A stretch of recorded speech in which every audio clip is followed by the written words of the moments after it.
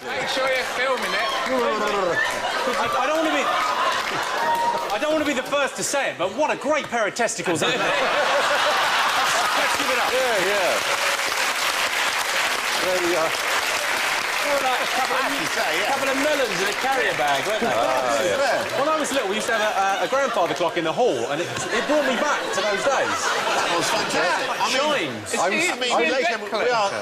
He came down the steps. How do I own And he was going, you owe me 50 quid. That's the worst debt collecting I've ever seen in my life. That's not with medicine, is it? Sorry, the people that were sitting next to him, did you not think something odd with the foot? So, from chert to canning. The first tins, and I don't have a tin of canned food. This is really against my principle of lifting things up as I talk about them. The first tins of penis. Aha, you see. Yeah, certainly not going to do that. The first tins of canned food were produced in France in 1810. Did you say penis? No. What just happened? I wanted to see if you were paying attention. Stephen lifts things up as he talks about. That's all. That's what it was about. Stay with the programme. Kissing a man with a beard. That's... You made that sound like an order, then. That was... Yes, very well. Oh, come on. Well... In an odd way, all men have got beards, in as much as, unless they've only just shaved very smoothly, kissing a man is a very odd, scratchy experience anyway. Desperate Dan, he was... Yeah, that's why they've got to be under 15. Oh, I didn't say that. Stop it at once. Stop it at once. Dear, oh dear, oh dear, oh dear. No, but shush. No, really, shush. Honolulu is the largest... it's the capital of the Hawaiian Islands, and they were discovered by Captain Cook in 1778. Technically, the city is approximately 1,390 miles long. What? Hawaii's state constitution states that any island or islet not named or belonging to a county belongs to Honolulu. So it's that big. It excludes all the other 7 mountains. Who cares? But, no, this excludes all the other sorry, I seem to have lost the will to live with Honolulu. Someone in California, actually, did once say to me that there was... Because they have these sort of things out in the Salinas Valley, these sort of big wine-tasting things. And he said all these sort of people go there and they love to be all pompous as they queue up at the end. You sort of have a little tour around the vineyard and then you have a little go on the wine. And he said, and everybody has this little sup, and they've all got this little comment they have to make, which is it's something but something. It's cheeky but arrogant. It's vivacious yet humble. He says, and I like standing behind him and going, shit but free. Is there any profession that has the word chip in it? Chippies. Chippies. What are chippies? Carpenters. Oh, Carpenters, yes. Do you know where they originally were called chippies? Because they lived in a chip house. No, where? Where, not why. Well, they did live in a chip house, but they were originally... In the army or in the Not the army, but... The Navy. The Navy, exactly. Naval, in the naval dockyards. They were allowed to take any chips, in other words, offcuts of wood, home. A system they abused thoroughly, taking huge, great chunks out of ships. And they would have these fantastic houses made entirely out of naval timber. And they were called chippies. And they had the cheapest houses. Anyway, cheapest chips, in fact, you might say. That's a wonder... They're thought to be the closest thing to the common ancestor of humans and apes, chimpanzees, all kinds. And unlike potatoes, they live in trees. But where did these people live, Alan, behind us? Them? Yeah. Essex. Very good. They're clearly cavemen. Oh dear, did you say cave? Oh dear, no. Yeah, I see that coming. No, they're not. No, Stone Mud Age men. huts, simple dwellings. Yes, sort of out in the open. Bivouacs. Really. Bivouacs. Travel lodges. Comforting. No, cavemen is just not a word that means anything, really, to a historian or a scientist. It's a school child's sort of phrase. Men clearly did have lived in caves. Yes, but more people live in caves now than used to. Well, more people, aren't there? Yeah. There are 40 million people living in caves in China alone. Before there was radar, they decided, British defences, that they would erect these enormous concrete dishes. They'd put them up on the south coast, and they would sort of point them at France. There they are. And at the focal point... the engine noise before... 27 miles away, you could hear an aeroplane coming, which is as far away as over the channel. And they'd hang a microphone in the focal point right in the middle. But the trouble is, it was rather wind-specific, so on windy days they couldn't tell, and was made redundant by radar. But you could hear quite a lot of gossip from France. Will you have another Gauloise Pierre? From metal inside the body to a body inside metal. What's wrong with this? I don't quite know. What was that noise? Not quite sure how I came out with that either. Pleased with it. Let's look at this. Let's look at this picture and see what's wrong with it. I love you to answer a policeman like that. Yes, I was at home. They're eating someone, they're cooking, they put him in a pot, they're going to eat him. Yes, that's right. It is supposed to be a depiction of cannibalism. Cannibals. Most historians and anthropologists now accept that cannibalism was practiced by many tribal cultures, mostly for ritual purposes, sometimes for food, but producing a watertight metal pot large enough to hold a person requires industrial technology that such tribes simply didn't possess. In reality, you're much more likely to be butchered and roasted in small joints or else smoked and salted for snacking on later.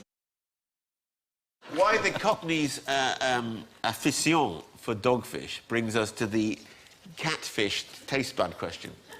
Well, it's a catfish, dogfish kind of link. I mean, what do you expect? I mean, we went from... Everything begins with the letter C, so it's a catfish, all right? Unlike a dogfish. Yeah.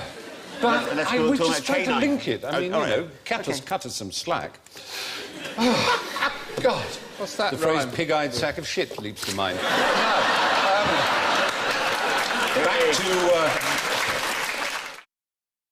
You are a great fan of the royal family. not all of them, no. Some of them are nice. Which ones don't you like? That would be rude to say that. Can't stand Edward. He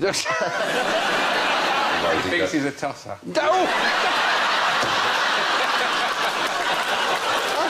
Deny it! Look me in the eye and deny it. This is not going out, this is not going out, this is not going out.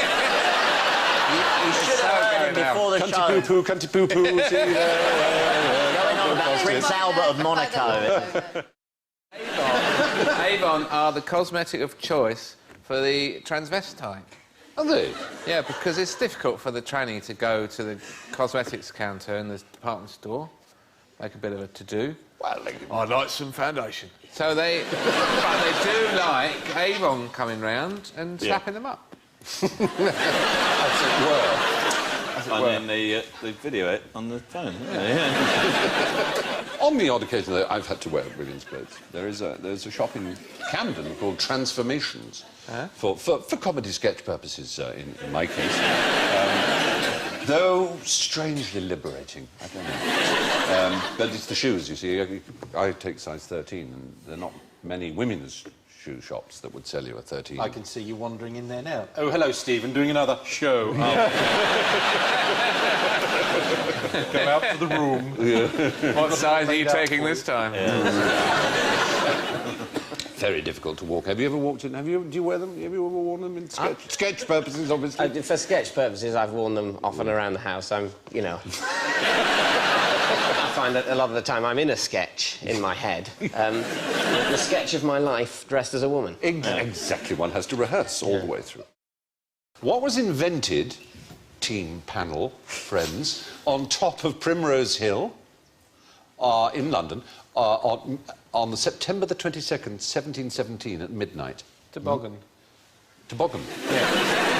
They do a lot of tobogganing from Primrose Hill. Yeah. But September really would be high, and you can go quite quick. September the 22nd would be early. It's an improved method of one man to carry another man downhill, officer. And you can't prove otherwise. It is a place for the clash of tiny belt buckles at night time, I know. There's no question about that. A sleigh. Something to do with Santa Claus. No. Why at midnight, though? I might be cold. That's when he's... The answer begins with C. Begins with C. Yeah. Conquers. No, it's an amazing thing. There was a ceremony, which also begins with C, oddly enough. Yeah. You will be astonished. Castration. Is it some sort of druidical ceremony that was invented then? Yes. Oh, right. What are Druids said to have been? Celts. The Celts, yes. Essentially, the word Celt and Celtic practices in English, such as we understand it, were invented that day by an extraordinarily fraudulent man, if I may call him that, who was known as Iolo Morganwith, but his real name was Edward Williams. Yes. He was an opium addict and a convicted forger. And he decided that he would have little rows of stones and people dressed in white. And the whole thing is nonsense. There is no evidence whatsoever. Apart from anything else, Stonehenge, which they seem to base it on, was thousands of years before Celts. So all those people turning up on Midsummer Day to celebrate in... It's hogwash. Oh. Absolute arse pain. What is the gayest animal? The gayest animal? Well, chinchilla. Brian Dowling. Flamingo. Chinchilla. Flamingo's quite Pretty gay. What's the most limp-wristed of all the creatures? Why are we doing this? Thanks, my sister. Sloth. The sloth is the gayest of all animals. Well, no, the Those little... Oh, the New Zealand shit sticker. No, sorry. No, I'm so sorry. The chutney ferret. It's the chutney ferret. The uphill gardening. Yeah. I've just given up any loyalty to my own time. Breeze. Disgraceful. Balinese pork sword. Absolutely. Yes, indeed. The pigskin bus. I saw a graffito in Adelaide or somewhere which said... It looked like a rugby score. It said Australia 6, New Zealand 7, and someone explained it should be pronounced Australia sucks, New Zealand 7. Quite good, isn't it? A graffito. Don't you say a piece of graffiti, Rob? All right, if you keep wanting me to say 4 words when one will do, I'll do it for you, Clive. Do you say I've eaten a... Shut up. Now, if you were... Do you say... Yes, I do, dear. Do you say you've eaten a piece of spaghetti, or do you say I've eaten a spaghetto? Guess. Just as a matter of interest, how many people who call themselves red-headed or vaguely gingery are in the audience? Just as a matter of one few. There's a few. Are any of you aware of this fact that you need 20% more anaesthetic to put you under in an operation? Keep your hand up if you knew that as a redhead. It's interesting, but it has recently been proven, and anaesthetists have said it quite a lot. They've said, whenever I get a redhead, I need to give them slightly more to get them under, to knock them out. But they've recently done a test and shown that they need 20% more anaesthetic to get them to go stone cold under so they can be operated on, in a general anaesthetic. Nobody quite knows why. It is absolutely true. So that's how you could tell a real redhead. You wouldn't have to see if they had Clairol bottles in their bathroom or anything else. It's got gas in. Just gas. Apparently, in my ear, I've just been told the rather late answer by the little Nibelung that work away at these things. My friends in QI land have said that the reason they use Roman numerals for films is to disguise the age of a film in the days before television and endless repeats, so that you could show a film again sort of 4 years later in, 1936, having made it in 1932, and on the assumption that the audience wouldn't really know what year it was. But for copyright reasons, you had to place the year there. But they felt if they used Roman numerals, the average American, let's say, audience wouldn't... And actually, if you think about it, in the early 30s, you were having the maximum number of Roman numerals. It is quite hard to decipher when it's, MDC, MLXX, 3, So they don't really want you to know what year the film was made? Essentially, that's the reason. So it would seem... How stupid would you have to be to watch All the President's Men and think, did this just come out? I just don't know how stupid you'd have to be. It is... No. Sorry, that's complete nonsense. Why would anyone care? I'm not watching that. It's 2 years old. Well, I suppose... Because you've already watched it anyway, because it's at the fucking end of the film. You feel cheated. I just watched... This film is 10 years old. Damn! I think we should start treating this game like a horse race. I think there should be handicaps. People should get... you should be handicapped. Why? Because you are? Well, yeah. I don't know. I mean, bugger all. But can't you just for a second admire somebody who's curious about the natural world and has retained knowledge about it? And likes a shag. For a bit. Or are you going to join in the Latin senseless, pointless, vapid, disgusting, smelly orgia of dumbing down and crowing over ignorance that is destroying this country? Are you going to do that, Sean Locke? No, you're not. Because we should be proud of knowing things. It's exciting to know things. There's nothing dull about it. Just one little corner in the world where it's exciting, don't you think? No. I want you to tell me something interesting about snowflakes. Oh, the Eskimos have got hundreds of words from... That's true. That's got to be a forfeit, isn't it? Okay. No, but they have got lots of names, not hundreds. But there are lots of different types of snow. Every time a snowflake melts, a tiny pixie dies.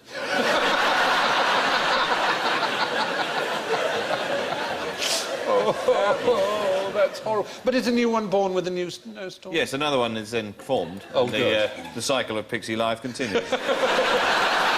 At the risk of losing points, can I say that they're all different and they all have 6 points?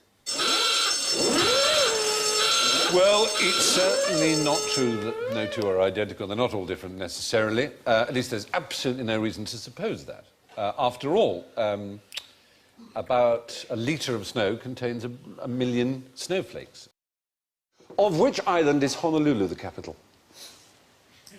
Come on, be brave. Oahu. Yes, is the right answer. Oahu. Oh. Very good. Well done. It is. It's not the capital of Hawaii Island. It's the capital of Hawaii State, but not the capital of Hawaii Island. So the answer to which island it's capital of is indeed Oahu. Have you been there? No. Actually, I have been there. Have you? To Honolulu, but only to touch down and then take off again on the way to Australia. You need to get a new travel agent. Let's go back west now. Who moved London 1,000 yards to the right? Was it Edward I? It was not Edward I. Well, but it was a good guess. A complete guess. It was a king. I'll give you that. I was going to say Jeff Canute. Cakes. Jeff Cakes.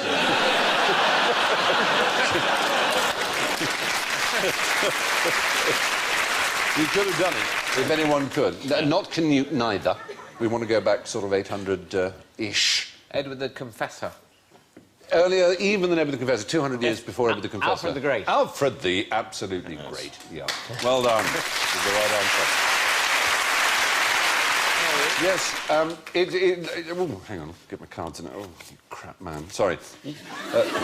Is that the one you were thinking of, Stephen? Did you put your potato away, apparently? Sorry? Put my potato away. Cards there. Yeah, I know, it's crap. Potato away. They want you to put your potato away, apparently. Oh, my potato.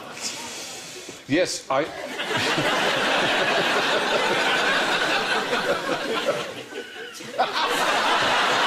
read your lips. And you love astrology. Can I say the word Rubbish. astrology? It's just absolute fucking... Stephen, what do you think? Stephen, what do you think? Sorry. Stephen, what do you think? Sorry. Yes? Stephen, tell us all how much you love astrology. Oh, you're just trying to distract Sir from his purpose. Is it not true, then? Look, anyway... But surely the star pattern... Oh, stop it! Will you just stop it right now? There was one in the paper the other day which said... Oh... You'll meet a very grumpy man. Alan, you're a Gemini, aren't you? I'm a Capricorn. Will you? No, you're just not going to leave. I read one. I went the other day. I had to go from my house up down to Croydon and back. I got back. I looked at the my stars, and it said you will go on a journey. Now you explain that. Anyway, he recommends quantity the finest woodlice. They swarm under the bark of a very rotten tree, easy to find. Drop them into boiling water. It will kill them instantly, but not turn them red. At the same time, put into a saucepan a quarter of a pound of fresh butter, a teaspoonful of flour, a small glass of water, a little milk, some pepper and salt. Place it on the stove. As soon as the sauce is thick, take it off, put in the woodlice. This is an excellent sauce for fish. So that's how you would serve it, Joe. Yeah. It's a lot of effort, isn't it? What a tosser to do that. Why? You don't eat them, do you? I might do now. I eat shrimp. What's the difference? You wouldn't do that. Why not? You wouldn't eat a woodlouse if I served it in front of you? Why not? It's repulsive. What, more repulsive than a shrimp? Yeah. Why? Well, it tastes worse. You just said it tasted better. Someone has eaten it. I would rather trust someone who's eaten it than someone who hadn't. I don't trust that man at all. He's trying to trick people like you into eating insects. Based on, I've eaten that, it was nice. I once ate my own faeces. It was delicious. It tasted like a shrimp. Would you like some sauce on your fish made out of my shit? Well, considering that eating faeces killed 70 million people in England alone I didn't really eat my own faeces, it was a joke. But I know that it does kill people. 70 million? It's considered in Europe over however. Tell you what, just for you, I'd do it in a Dettol kind of disinfectant sauce to eliminate quite a lot of the poisonous bacteria. Yeah, but I don't think it tastes nice. I'm almost sure it doesn't. It smells disgusting. But you see, insects are eaten by people all over the world. You can tell the Africans they're wrong to eat. We used to have an Alsatian that used to eat our golden retriever's shit. And she lapped that up, so maybe I could dish some of that up for you, because I've seen that eaten. She'd go out every day for that and lap it up. And she also ate meat, so maybe it's similar taste. Well, you may be right, but it seems unlikely. I don't see the connection myself. Well, you're a vegetarian, you see, so you don't like any of us eating any living thing, but why you should make a distinction between a shrimp and a woodlouse doesn't seem logical Just to trying me. to join in. It's an absurd topic. I'm trying to generate a bit of humour out of it. It's good. You're pretending to masquerading as an insect eater for the people. You wouldn't touch I would. Shall we make a bet here and now? In the drawing room. No, shall we make a bet here and now? I can see you now. Do you want to make a bet? How much do you want? £1,000? We can give it to charity if you prefer. OK. Yeah? Go on. What insect would we haven't got one here, but if anyone could produce one. A woodlouse. No, I said a woodlouse. Not an animal with a paralysing sting. Well, I'm afraid that is the bet. Yeah. Happily. William Calcraft, not to be confused with William Carstairs, the last man ever to be tortured with the thumbscrew in Britain, or, of course, with the popular Hollywood entertainer William Crystal. Crystals are what snowflakes are made of.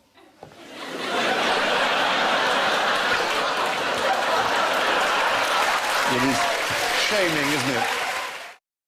Slightly ladies' bits smell. What? No, I mean in a nice way. Fry, the authority on ladies' parts. I agree, it's not... I didn't go on to A-level, I grant you, but anyway. Are you telling me you did the induction course? I dabbled. I dabbled. A CSE. Yes, keep my hand in from time to time. Oh, dear. No. Oh, Lord. That's where you were going from. Now you tell me.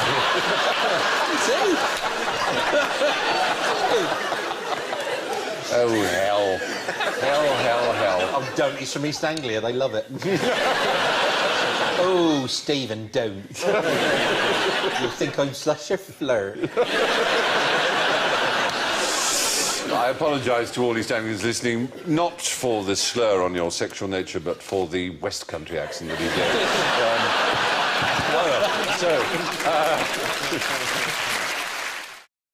How common was cannibalism in England at the time of Elizabeth I? It was bloody rife. They were all at it. Yes? In fact, every day the population halved.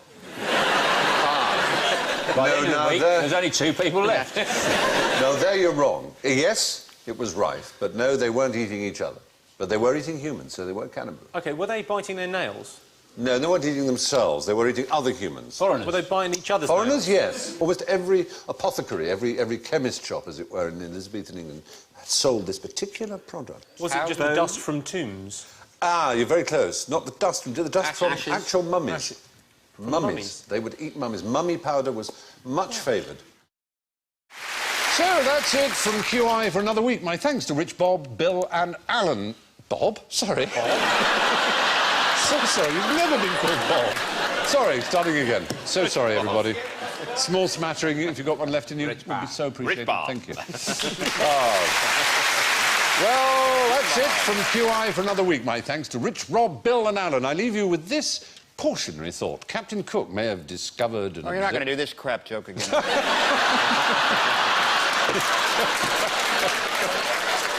Well, Will Rogers was an American. OK. Oh, we're picking up from a later bit, aren't we? No, from the original bit, thanks. On the OK. Sorry, everybody. Well, that's it from QI for another week. My thanks to Rich, Rob, Bill and Alan. I leave you with this cautionary thought. Captain Cook may have observed the transit of Venus himself... Oh, no, you can't! You bastard!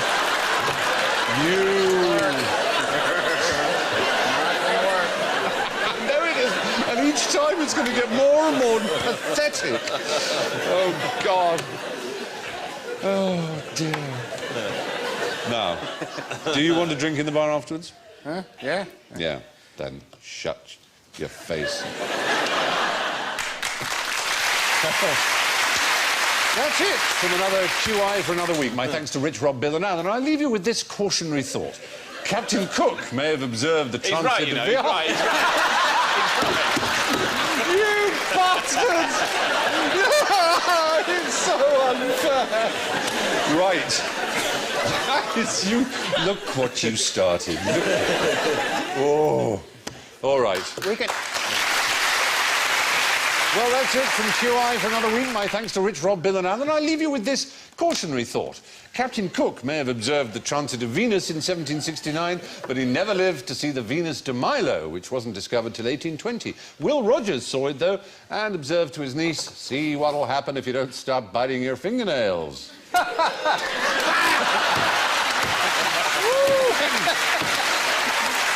Good night. Oh, God.